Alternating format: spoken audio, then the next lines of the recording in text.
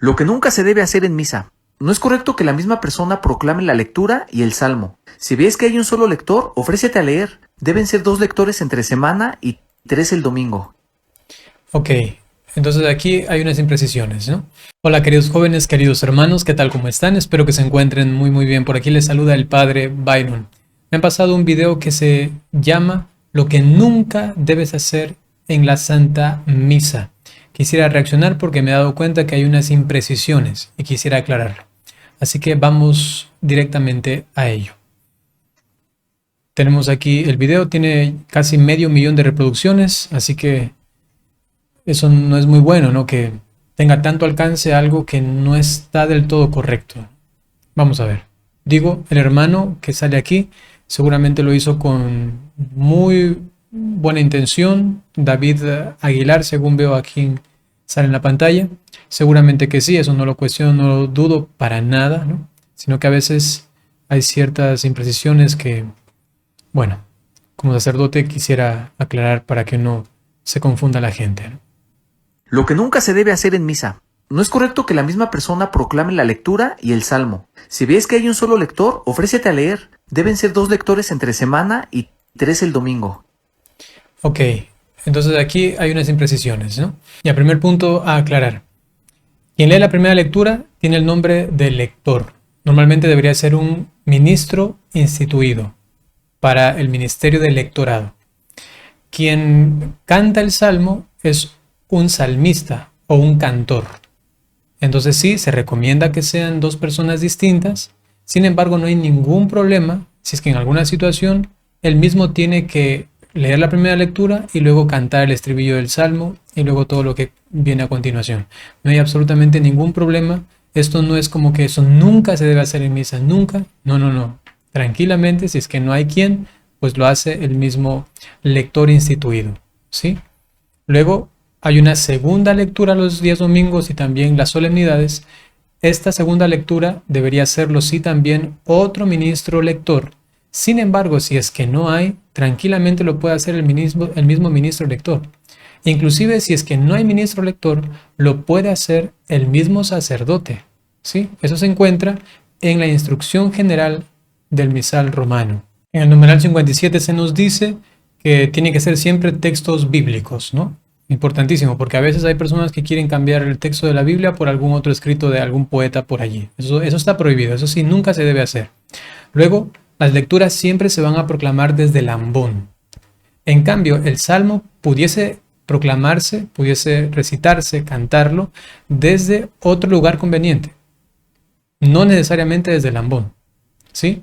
La primera lectura, y si hay segunda lectura, la segunda lectura siempre desde el ambón. Y después, en el numeral 59, pues se nos dice lo siguiente. Según la tradición, el servicio de proclamar las lecturas no es presidencial, sino ministerial, es decir, que las lee un ministro instituido, un lector, ¿no? Por consiguiente, que las lecturas sean proclamadas por un lector. En cambio, que el diácono, o estando éste ausente, otro sacerdote anuncie el evangelio. Sin embargo, si no está presente un diácono u otro sacerdote, corresponde al mismo sacerdote celebrante leer el evangelio, como normalmente sucede cuando hay solamente un sacerdote. Y si no se encuentra presente otro lector idóneo, normalmente un ministro lector instituido, el sacerdote celebrante proclamará también las lecturas. Si es que no hay quien, pues lo puede hacer tranquilamente el mismo sacerdote. Es decir, que no es que nunca puede pasar eso, ¿no? Sencillamente se puede dar, inclusive que el mismo sacerdote proclame las lecturas. En cuanto al salmo que les decía que puede ser también cantado desde otro lugar, pues aquí lo encontramos. Así pues, el salmista o el cantor del salmo desde el ambón o en otro sitio apropiado proclama las estrofas del salmo. También esto puede ser posible, sí, ya que lo mencioné quería fundamentarlo. Continuemos con el video. Y días festivos. Al comenzar a leer no se debe decir primera lectura o salmo responsorial, ni segunda lectura. Al terminar la lectura... Sí, ese punto está muy bien, no se dice primera lectura, segunda lectura y luego comenzar a leer, no, sino que directamente lectura del libro del Génesis, por ejemplo, ¿sí? Lectura de la carta del apóstol San Pablo a los colosenses. No primera lectura, segunda lectura o salmo responsorial, ¿no? lectura no se debe decir esta es la palabra de Dios, porque no es explicación, solo hay que decir palabra de Dios. Eso también muy correcto. Acaba y se hace esta aclamación, ¿no? Palabra de Dios. Tampoco decir respondamos al salmo, porque no es recitación. El salmo ya es la respuesta a la primera lectura. También esto de aquí está muy bien, está muy bien. El lector no debe cantar el aleluya, debe esperar un poco y seguramente alguien lo va a cantar. Y si nadie lo canta, entonces hay que omitirlo, pero no cantarlo. Y aquí algo que quisiera aclarar, en general está bien, solamente precisar que si el lector mismo canta, es cantor, pues él tranquilamente podría cantar el salmo. Digo, evidentemente cuando hay muchos ministros, cuando hay muchas personas que sirven, pues claro, cada uno en su lugar lo mejor.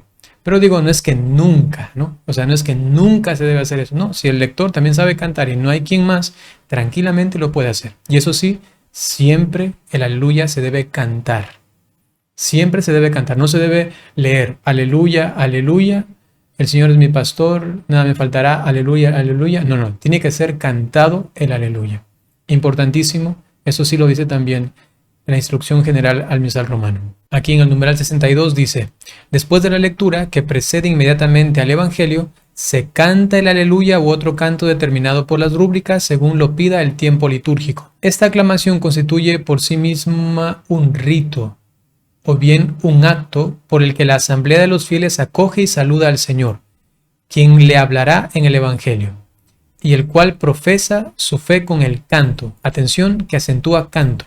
Se canta estando todos de pie, iniciándolo los cantores o el cantor, y si fuere necesario se repite, pero el versículo es cantado por los cantores o por un cantor. Se insiste en el canto, ¿sí? Se insiste en el canto. Antes del Evangelio no hay que persignarse, solo signarse, o sea, trazar una cruz en la frente, en la boca y en el pecho y ya. Eso también está muy bien y sin decir nada, ¿no? O sea, no es que se hace la cruz grande, ¿no? Santiguarse no es antigua, sino que sencillamente las tres cruces pequeñas, la asignación, ¿no? En la frente, en la boca y en el pecho sin decir nada, absolutamente nada. Esas tres cruces y no más. No después de las tres cruces la grande, no. Eso es persignarse y aquí lo que se pide es solamente signarse. No se debe responder en plural cuando el credo se hace en forma de preguntas. Por ejemplo, en la pregunta, ¿creen en Dios Padre Todopoderoso? Responder, sí creo. Aquí una aclaración. Los domingos o los días solemnes no se hace una profesión de fe preguntada, ¿no? Es todo el credo. Rezar el credo de los apóstoles o el credo niceno-constantinopolitano, el más largo. Eso lo dice la instrucción general del misal romano. En cambio, esto de preguntar normalmente es en el bautismo, por presentar una celebración específica. Bautismo de niños, por ejemplo. Allí sí se pregunta y se debe decir normalmente en singular. Sin embargo, digo, yo me encontré alguna vez con un ritual antiguo que decía que podría ser en singular o en plural, cualquiera de las dos, ¿no? Entonces ahí sí, últimamente todos los libros litúrgicos dice en singular, o sea, dice yo creo, sí creo, perdón, o sí renuncio. Sin embargo, había esto otro, solo es para tenerlo presente. La colecta se debe recoger durante la presentación de los dones, cuando todos están sentados. No se debe hacer durante la oración universal. En la Eso es importante, si cada cosa en su lugar y en su momento, entonces no intervenir una cosa con la otra, eso es importante. presentación de los dones hay que permanecer sentados. A veces las personas se levantan y los demás también lo hacen, pero no es correcto. También sí, se permanece sentado. No hay que arrodillarse cuando termina el salmo. Hay que esperar a que el sacerdote ponga las manos encima del copón y el cáliz y pida al Espíritu Santo que transforme el pan y el vino en el cuerpo y sangre de Cristo. Y aquí también hay una imprecisión. Él se está refiriendo solamente a una de las dos formas con la que el pueblo cristiano puede celebrar este momento. Una de las dos formas. Lo tenemos aquí en la instrucción general al misal romano, numeral 43, al respecto de arrodillarse. Entonces aquí dice, por otra parte estarán de rodillas, a no ser por causa de salud, por la estrechez del lugar, por el gran número de asistentes o que otras causas razonables lo impidan, durante la consagración. Es decir, que durante la consagración, de rodillas. Pero los que no se arrodillen para la consagración que hagan inclinación profunda mientras el sacerdote hace la genuflexión después de la consagración. El sacerdote hace genuflexión y todos hacen inclinación profunda. Entonces la primera forma es sencillamente ponerse de rodillas en el momento de la consagración, que comienza con la epíclesis, que es el sacerdote imponiendo las manos así como veíamos en la imagen. Muy bien, pero esa es la primera forma. La segunda forma, atención, dice aquí en el párrafo siguiente: donde existe la costumbre de que el pueblo permanezca de rodillas desde cuando termina la aclamación del santo, ¿sí? Y él decía que cuando se acaba él dijo salmo, pero creo que se refería al santo, que se deben poner de rodillas. Él decía que no, eso es incorrecto, es incorrecto. Terminada la aclamación del santo, sí se pueden poner de rodillas hasta el final de la plegaria eucarística, es decir, cuando el sacerdote dice por Cristo, con Él y en Él, la doxología final. Entonces, desde acabado el santo hasta antes del Padre Nuestro o la doxología final, es la segunda forma. Y dice, hay que conservarse en los lugares que se tiene esta costumbre, es importante. Entonces hay dos formas de celebrar este momento, no como lo presenta él, solamente una forma y solamente en la epíclesis, ¿no? Hay esas dos formas. Atención. Y en ese momento hay que arrodillarse, haya o no haya campanita. Si no te Sí, eso es verdad también. puedes hincar, permanece de pie, pero no sentado, a menos que sea por enfermedad o por tener edad avanzada. No hay Y ahí le falta complementar que cuando el sacerdote hace genuflexión, ¿qué tiene que hacer? Inclinación profunda, ¿verdad? De pie. Si es que no se puede arrodillar. que decir nada en voz alta durante la consagración. Hay quienes dicen, Señor mío y Dios mío, pero eso puede distraer a los demás en su propia oración. Sí, aquí es verdad, no se debe decir nada, nada, ¿no? Todo en silencio. Hay personas que a veces comienzan a repetir algunas palabras. Y al respecto de Señor mío y Dios mío, lo único que podría decir como en defensa, aunque sé que actualmente la liturgia actual dice que no, o sea, no dice que digan nada. Sin embargo, hay un papa, me parece que es Pío X, que él dio inclusive hasta indulgencia a la persona que mirando diga Señor mío y Dios mío. Solamente lo menciono para que inclusive sepamos que eso tiene un arraigo histórico y que proviene de un papa. Por eso es que hay comunidades que dicen Señor mío y Dios mío. Sin embargo, sí, actualmente las rúbricas no dicen nada al respecto. Tampoco hay que decir en voz alta, por Cristo, con Él y en Él, porque eso es parte de la plegaria eucarística y solo lo debe decir el sacerdote. Por supuesto, sí, eso solamente el sacerdote, por favor. Hay personas que a veces hasta lo quieren cantar, ¿no? Wow, cuidado con eso. Para dar la paz no hay que moverse del lugar, solo los que están junto a ti. Ni tampoco se debe aprovechar este momento para ir a saludar o felicitar o dar el pésame. No se Excelente, muy bien. Siempre solamente dice al que está a su lado, ¿no? Dar la paz. Cuando hay la paz. Si es que no, es también omisible, entonces sencillamente el sacerdote dice, la paz del Señor esté con todos ustedes y no les pide que se den la paz. Y si no pide, por favor, no. ¿Por qué? Porque ya cuando él hace este gesto ya está dando la paz a todos. Entonces ese otro rito, ese momento, es omisible porque no es sustancialmente importante, ¿sí? También hay que tener en cuenta esto. debe comulgar sin estar preparado, es decir, no tener pecado grave y no haber ingerido nada una hora antes de comulgar. Excelente. Lo que te impide comulgar es pecado mortal y que no hayas hecho el ayuno eucarístico, ¿sí?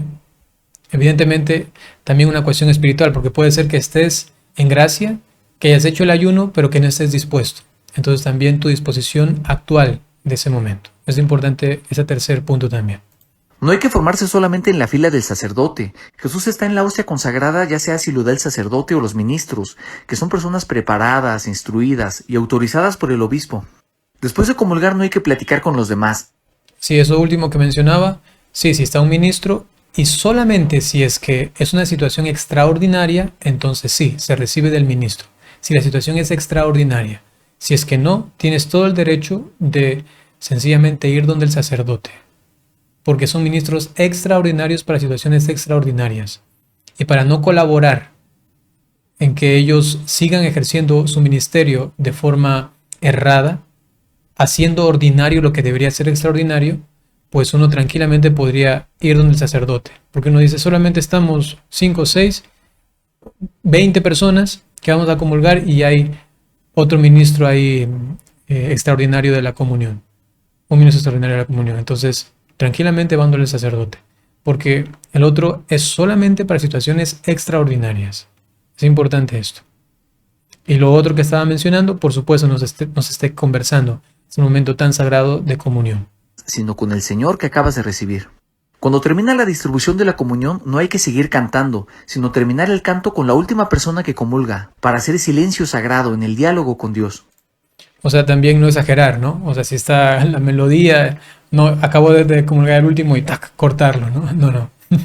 Sencillamente, bueno, terminar ya la estrofa o el estribillo y ahí sí ya guardar el sagrado silencio, ¿no?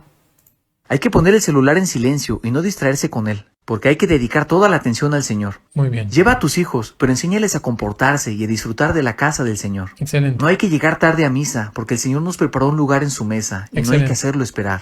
No hay que vestirse provocativamente, ni ser distracción para los demás. Excelente. No hay que mascar chicle ni consumir ningún alimento, solamente agua si se requiere por salud. Excelente. No- Ahora hay que recordar que el título es como lo que nunca debes hacer en misa. Pero a veces puede pasar, ¿no? A veces puede pasar que tú llegas un poco atrasado a la misa, pero no por tu voluntad, ¿no? Sino que pasó algo aquí, acá, acá, entonces también Dios entiende. No es que ya voy a llegar atrasado, ya entonces no celebro la misa porque me dijeron que nunca debo celebrar la misa si es que llego atrasado. No, no. Entonces ya al final está dando algunas recomendaciones y eso también hay que distinguir. Es importante, es importante. No se debe cruzar la pierna porque es una postura poco respetuosa y el cuerpo debe mostrar devoción. Si se dan cuenta, ahora está más bien dando recomendaciones, porque no son cosas que nunca se deben hacer en la misa, ¿no? Bueno, quizá alguien sin querer lo hizo, luego se da cuenta y lo pone, ¿no? Ya, no pasa nada. Eso es importante, pero sí, hay que guardar esa postura y saber que se está delante del Señor y no andar ahí o también así casi que acostado en la banca y esto. Hay que cuidar también el respeto, ¿no? Físico, corporal delante de la presencia de Dios. Hay que hacer genuflexión al entrar y al salir del templo, y también ante el sagrario. Al pasar frente al altar hay que hacer reverencia. Importante lo de la genuflexión, sí. Ahora cuando dice por el altar reverencia, esto es inclinación profunda, ¿sí? Se refiere a inclinación profunda. No de cabeza solamente, sino de cuerpo. Hay que hacer inclinación profunda al altar. No salgas como llegaste, sino que llévate lo que el Señor te haya inspirado, y con la bendición con la que te envía a ser testimonio en el mundo. Muy bien, hemos terminado. Pienso que se entiende bien lo que he intentado hacer. Una aclaración al respecto de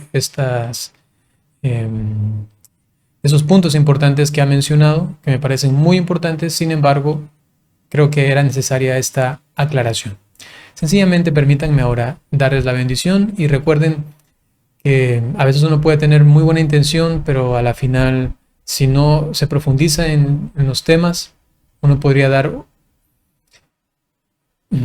más que claridad, a veces un poco de confusión, ¿no? En temas y sobre todo en cuestiones teológicas, catequéticas, dogmáticas, en este caso litúrgicas, es importante que se profundice bastante, ¿no? Sencillamente eso. Permítanme darles ahora la bendición. El Señor esté con ustedes.